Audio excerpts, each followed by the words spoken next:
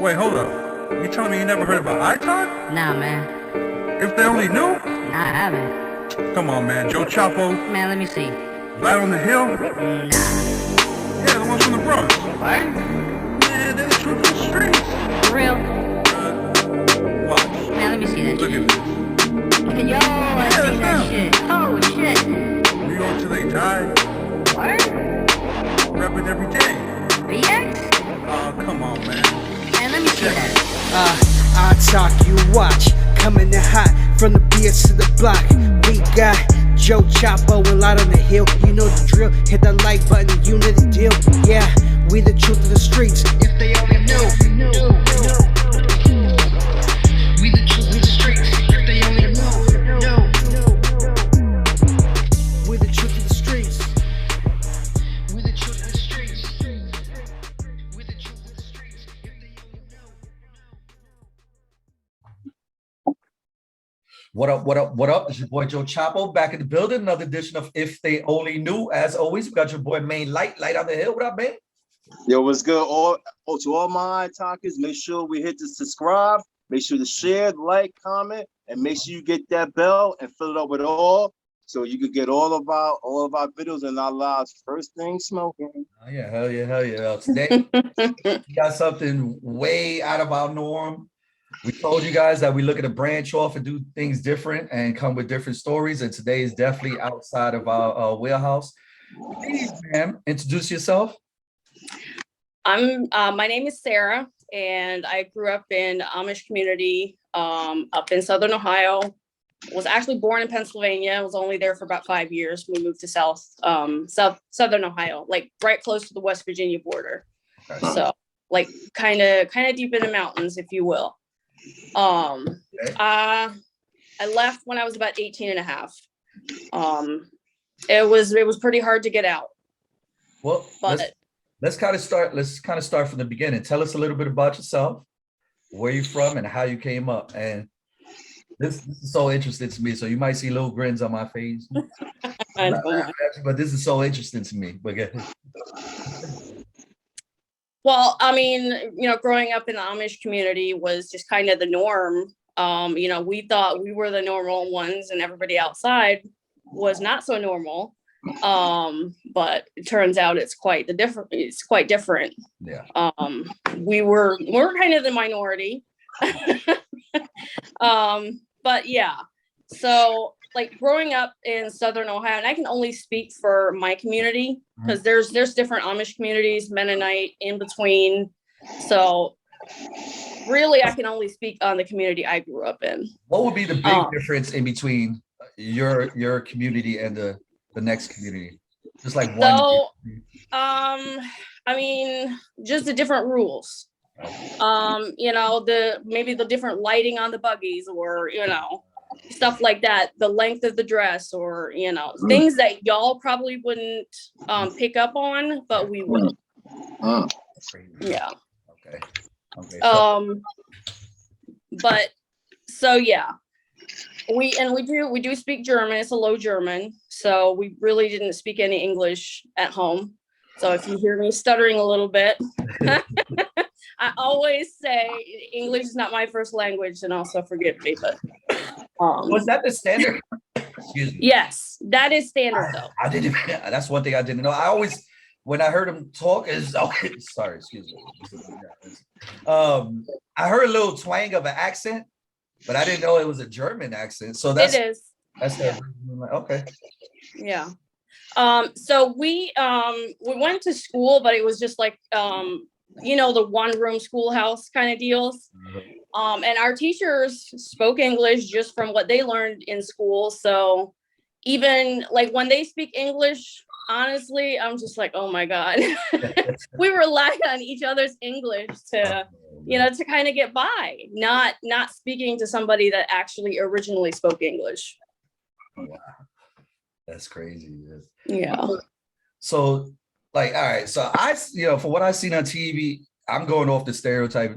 Yeah. That I see on TV. Okay. So from what I see is like, you guys are just all day working and making You're not butter, wrong. you know, just making butter all day and Listen, you are not wrong. It is so Oh. much fucking hard work. You know, we wake up so damn early until the sun goes down, you know? There's not a lot of daydreaming, but I found some time to daydream. it was just I taking read. care of the property and just the day to Mhm. day. Dang. Yeah. Yeah. And you guys didn't have electricity? Is that true? No. Okay.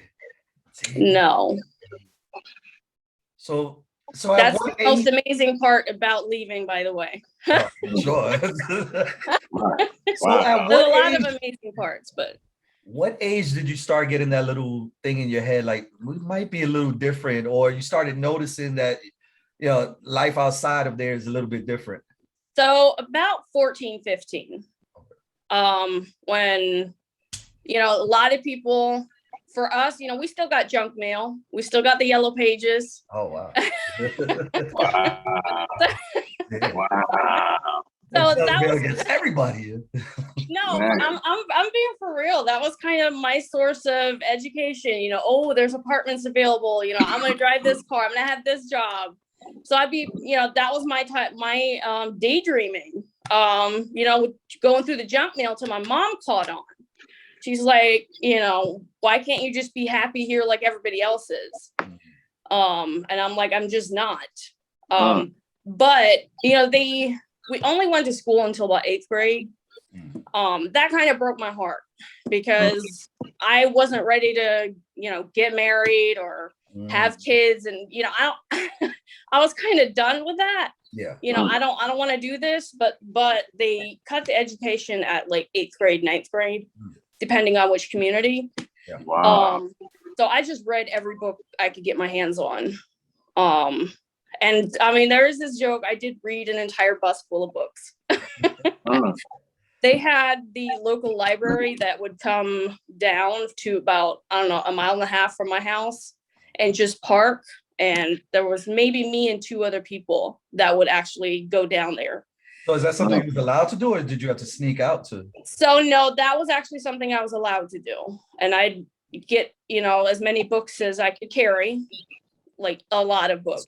And then eventually got back to the box, and it was like, can y'all swap out some books because I've read all these? And just the expression on his face was like, oh damn. He did. He went back, he swapped out the books a couple weeks later, and I was back in business. And I just started seeing this whole other life that I'm missing out on. You know, no offense to this community. They seem, you know, decently happy, which is what my mom said. Why are you not happy like everybody else? You know? And I'm just like, I just feel like there's so much I'm missing out on. You know, I want to wear jeans and tennis shoes, man. Yeah. So was your parents born into this as well? Oh yeah. I didn't have any cousins. I had nobody to look up to, you know, to kind of help me step out. I was kind of the first one. So, but yeah. I was kind of reading up on it, and they said at 16, I believe you're able to step out into the world, and if you like it. Not in my community. Okay. There are communities that give the Amish their freedoms at that age. My cousins were one of them, but not in my community. It was freedoms as in you can go to your friend's house, you know, without like adult supervision or whatever. It was not, within the community. Okay. You had freedoms within the community. Wow. Yeah. So did they have like arranged marriages and stuff like that as well? They do not. No, they do not.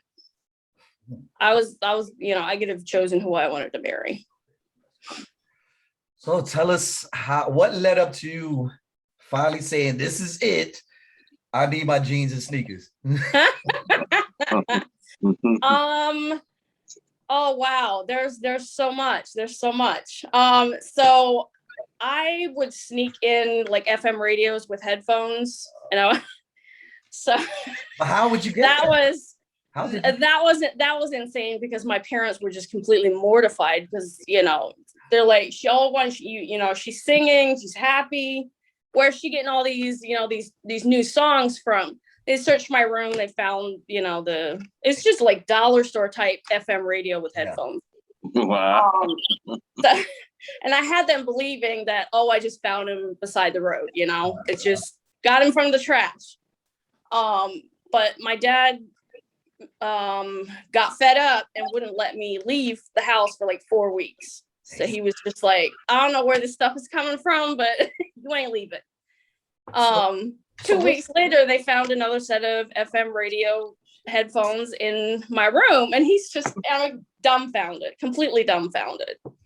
But the way I did that is I befriended a taxi driver. Like she would take my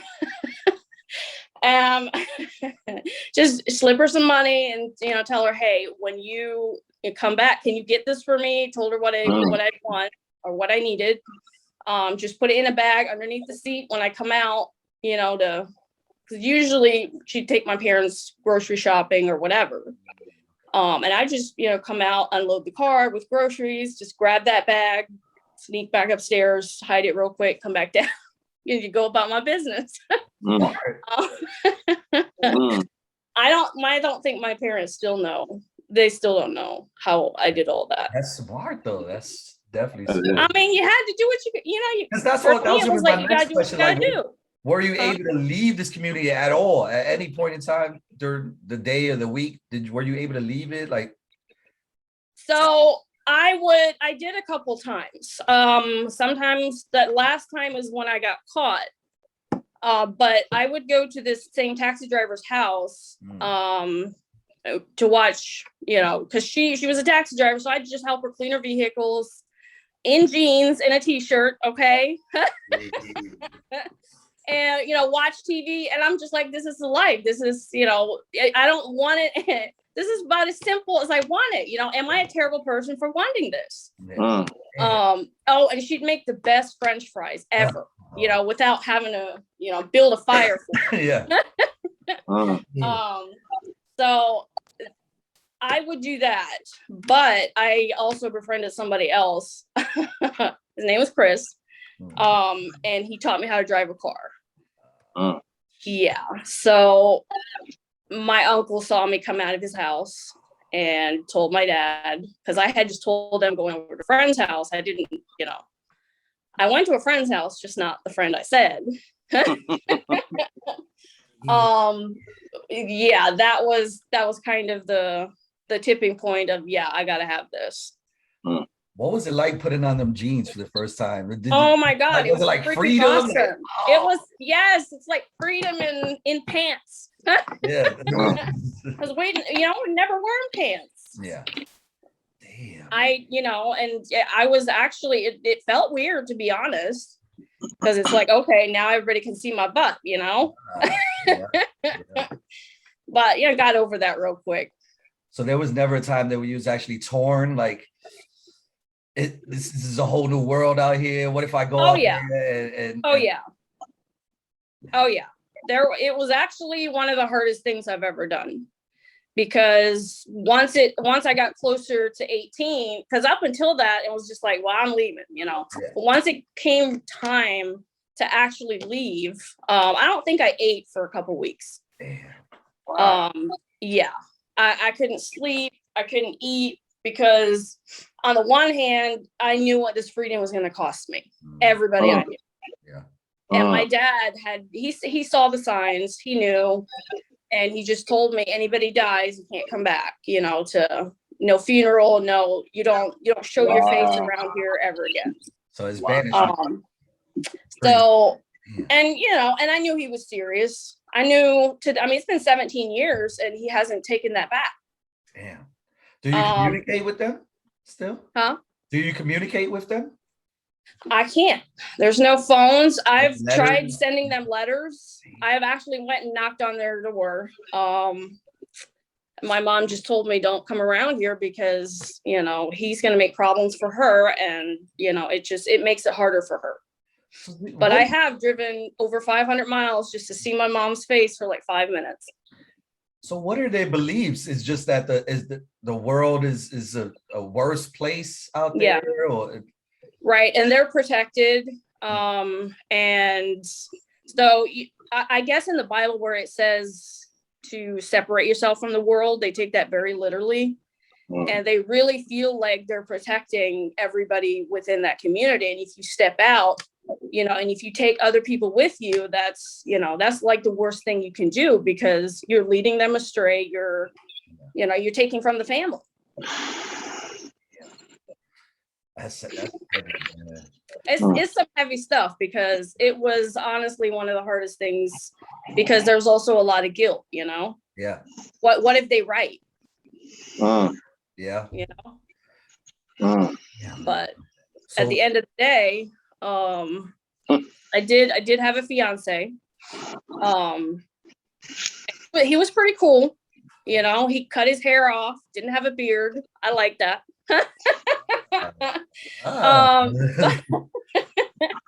somebody, I can see their face, yo. And he, stood up for himself, for others. He was kind of a badass, but then he decided he does want to stay Amish. He does want, and then we got to talking about, if we ever have kids and they end up leaving, we have to cut them off. And I was just like, you lost me. No, I can't do this. So initially he was down for it, but then he changed his mind. Like, he I did. can't do it. He did, because he had a really good relationship with his mom. He was a mama's boy to the core. Couldn't do it. So I know he still asks about me, but whatever. It's kind of done and gone. So kind of tell us about the day that you left. What was that like? Packing your stuff up? Oh my God! Guys, did you say like, oh, can I do this? Do I want to do this? So I woke up, and because I knew I was coming to make a decision. Like, I knew I had to make a decision. Yeah. And like I said, I didn't eat or sleep for about 2 weeks. I was just like, my nerves were just shot. But I woke up and I pulled the curtain back, and the sun's shining. It's a beautiful day. May 5th, Cinco de Mayo. I had never heard of Cinco de Mayo. But let me tell you, Cinco de Mayo has a whole new meaning for me. Yeah. You take shots. And I just said, this is it. This is the day, and I've never felt so happy, so light. It's like the whole world just, unloaded off my shoulders. It is what it is. I knew what I was kind of stepping into. I didn't really, but I thought I did. Yeah. And I called back to that yellow pages that I mentioned. There's this family that had left years before, and I hadn't seen them since I was a kid. So I had found their number in the yellow page, and I just memorized it since I was like 15. Now I can write it down. I mean, just some random phone number. My parents were all kind of suspicious. Yeah. Called them up, and they were delighted. They said, "Of course we remember you."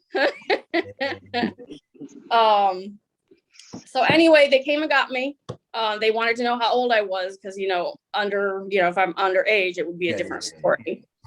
But yeah, they came. They were actually in Southern Ohio.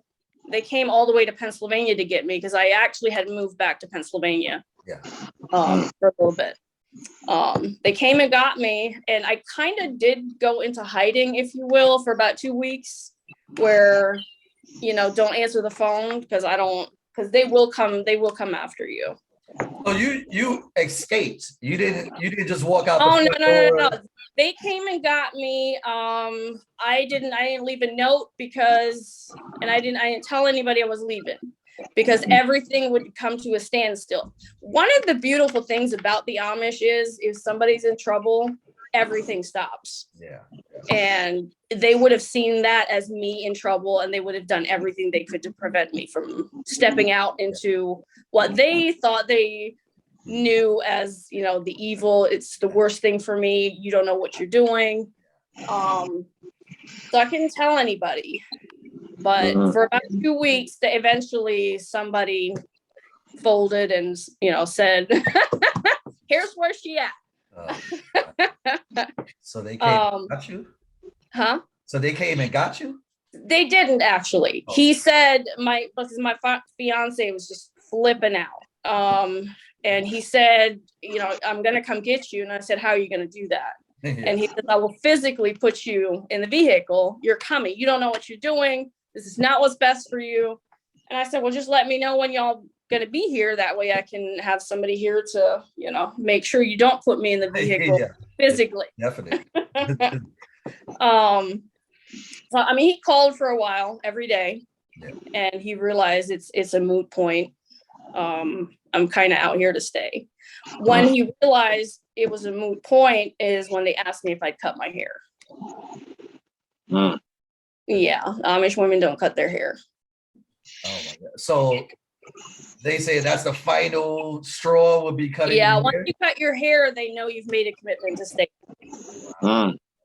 Yeah, At that point, did you cut your hair? I did. Oh. So now you out, you free. Was it everything you wanted it to be? Wow. So yes and no. I mean, the freedom, to be honest, going from not having to make any choices, everything's done for, you know, all the choices are made for you. You wake up and you already know what you need to do for today. Now there's bills, there's choices, there's, I mean, dealing with public schools. God damn. Yeah. The different personalities, the different cultures, and it's all a beautiful thing. It's like, you know, this dance, you learn so much. I don't think I'll ever stop learning. Yeah. But, you know, every once in a while, there's this part of me that's like super lonely because nobody can really relate to what I went through. Like there's no support groups for people like me. Yeah, I've never even thought about that either. Like, maybe you could start one. Maybe you could start one. Yay. Yeah. So yeah, I know. So two of my brothers left a couple years later, my younger brothers. Okay. So of course that, you know, my parents were even more upset at me. I was gonna say, did they blame you for that? Yes. Because a lot of times when women leave or girls leave, it's with a guy or, you know, but I didn't, I just left by myself. But the actual challenge when I came out was I did not have a social security number. I was completely undocumented. And that was rough because after 2001, 9/11, 2001, when the Twin Towers got hit, now it's like, okay, you're 18, you stay, you've lived in this country, you know, for 18 years, but prove it. Yeah. And it's like, ma'am, I can't. But I got it done. I got it done though. That's what's up, though. Damn. Yeah. You didn't even exist in the system. No. Yeah. I mean, I so did a couple of things before I got listed. I went straight investigator, I swear. Because I was like, I do exist. I have existed. We're going to do this one way or the other. Yeah. He's determined. And I did. I have my social security number. I can't even tell you the day that came in the mail. Oh man. And I went to get, I had already had a place to live, a job lined up they had let me work for 2 weeks, but 2 weeks when it's time to put you on a payroll, you need to have that social security number. And it came just a couple of days before that time period was up. So in essence, your life really began that day. Yes. So wait, so there's no birth certificate for you neither then? So I found it in vital records, yes, but it had never been issued. It was just because I was born at that hospital, they birth certificate, but they wouldn't release it to me because I had no ID. That's crazy. Like, yeah. See, that's another thing I didn't think of. I didn't think you guys like went to hospitals. I thought on TV everybody gave birth like right there. Like some of them do, but my mom, she was like, yeah, she wasn't about all that. She wants real doctors and nurses. I think I got my fighting spirit from her. Now you also mentioned like people calling you, so you guys had phones What do you because you said your fiance kept calling you and you called for No, so cabs. he would borrow somebody else's phone. They still have phone like you know those phone, it's like a landline. man, right? You just go in. Oh, What the hell are those phones called? It's like a shanty with a phone in it. You're talking about the public, the payphone. Yes. Yeah, Yeah. The payphones. So they do have those here and there throughout the Amish communities. oh shit. Yes. So he had found out where I was, who I was with, and my phone number, and he'd drive his horse and buggy down to the shanty to call me. Yeah. This is blowing my mind right now. It's so crazy. I watch it on TV. Like I'm really interested in this, and I watch it on TV all the time. Like I think there was something called the Escaping Amish or something like that. Yeah. Like different. So I know Amish some of the Mafia. people on that. I know some of the people on those shows. Oh wow. Yeah. Did you ever see the Amish Mafia ones? Oh my God. Duh. Yes.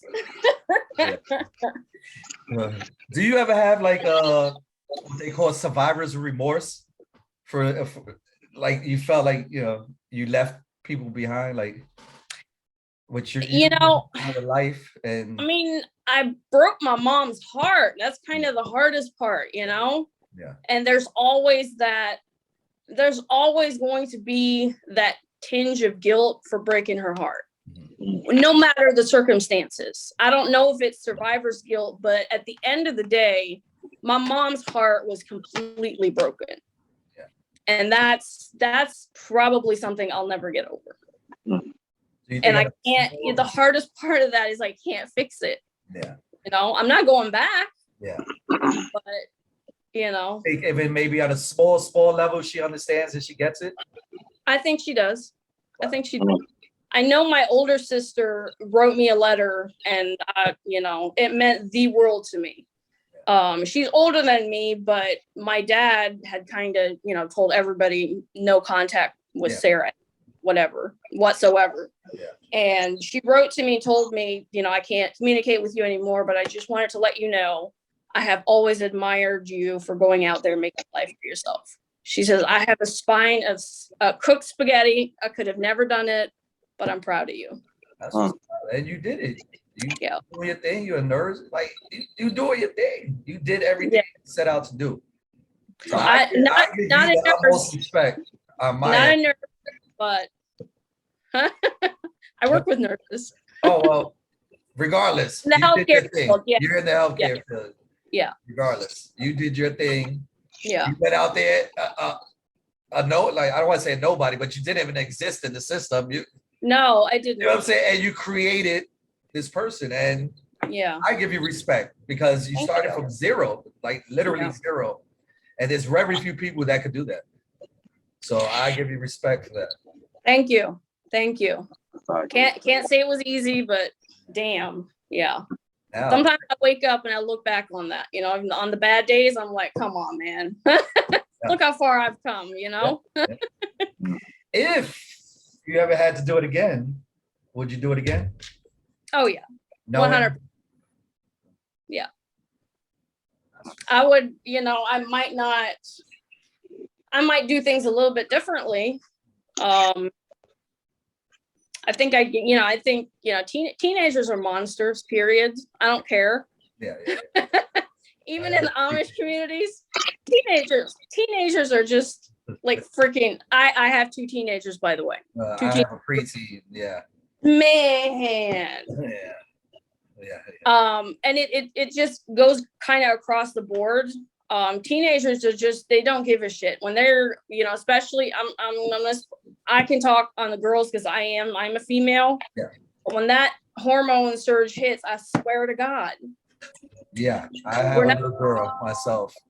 Yeah. She's about to be 13 in November. Oh, Yeah. Scorpio? 13. She's I think she is a Scorpio too. Yeah. Ooh. Yeah. Scorpio here. My mom was a Scorpio. Ooh, damn. Yeah. Oh man, but I tell you, this was a crazy story, and I'm sure I was like a little kid over here asking these questions. Like, I I could go off days like, did they have this? How did y'all do that? But I mean, it's all good. It's all good. I actually get how crazy it is, you know, being out here. Like my best friend is a gay man from Honduras. He doesn't get it. Okay. I mean, like he gets the not living with electricity. yeah, You know, so we can kind of talk about that, but like, you know, some of the other stuff, it's just I don't go there very much. yeah, So I don't honestly, I don't really talk that much about my former life. So yeah. Because like you said, there's nobody that can really relate unless you've been through it. no. There's nothing. And you know, honestly, a lot of the Amish that do end up leaving, they stay close by, you know, for their own. Me, I had to get out of town. Yeah, I yeah, I came down to Atlanta, and Atlanta kind of raised me. yeah. Yep. It definitely has a way of doing that. Yeah. Oh yeah. Yeah. I moved I here mean, in '96. oh yeah. Yeah, yeah. I've came a long way. Yeah. Yeah. Because at first I was like, yeah, no, I can't do this. But you know, DeKalb County, Fulton County. But yeah, I have a love for this city, 100%. That's that's what's up. So, man, Yeah, I appreciate you, coming on, on the show. Want to thank you for coming. And we always try to end it on a positive note. So if there was somebody that was in your situation that you were in, and they was at that point that they felt like you, what would you tell them? Like, what would you tell them? You can do it. It's in your mind, you know. You're stronger than you think. Because even on your lowest days, quite frankly, there was a time when I thought I was just gonna give up and go back. Because it's hard, but you know what? You got it in you, you know. Work on yourself. Don't be so damn scared of everything, you know. It's, you know, you first of all, the first step is knowing that, you know, you're going to make that step, you know, getting to that point. You've already done half the battle. And, you know, just wake up every day with a resolve to, you know, you got this. You got this. And, you know, it gets lonely sometimes, but reach out, you know. And for some people, talking about what they're going through helps. Yep. For me, I kind of internalize. I wish I wasn't like that sometimes, and that's why I would say reach out. You know, people don't have to understand what you're going through in order for them to reach out and, you know, make you feel better about life, about what you left behind. You know, it's not all that. It's not. You make it more in your head than you have to. You know, don't think so damn much. Do it. You know, don't think so damn much. that's definitely words to live by right there. Man, we greatly appreciate you coming on. We would love to have you back again. I feel this is so important, and I feel like a lot of people could definitely learn off the story. Like just whatever it is, just take that step. Just do it.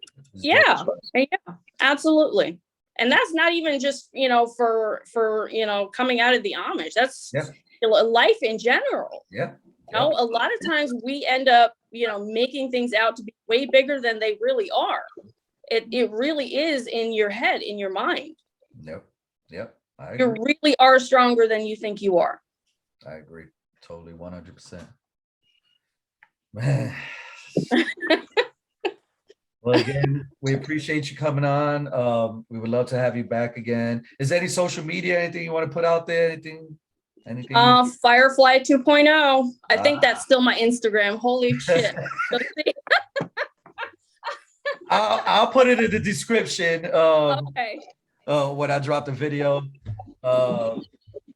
Again, we appreciate it. You're part of the ITOK family now. I like that. I like Part of when the you guys, family, huh?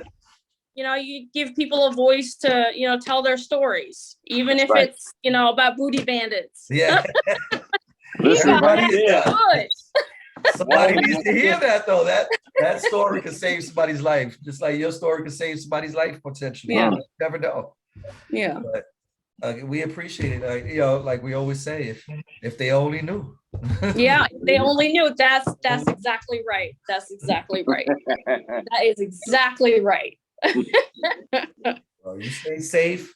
Again, we appreciate you. We definitely gonna hit you back up to bring you back on. Keep doing, Okay. but keep pushing forward, and we're proud of you. Thank And you. what we do. Thank you guys. Thank you. Have a good one. You too. Bye.